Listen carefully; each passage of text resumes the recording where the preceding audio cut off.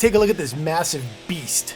This is a Johnson gear drive, a classic cooling tower gearbox that should be spinning a massive fan, not sitting here dripping out oil. This vertical shaft right angle gear drive is the heart of a cooling tower. It takes heavy thrust and torque 24/7. What caused this massive failure?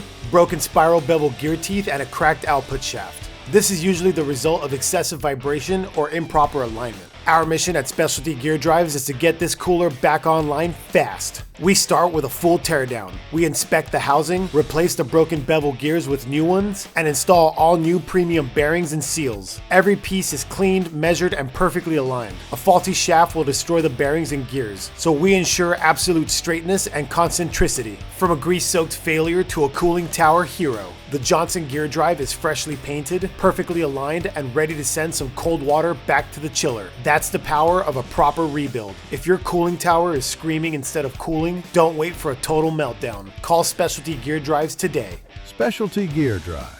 Certified, reliable, industrial gearbox repair.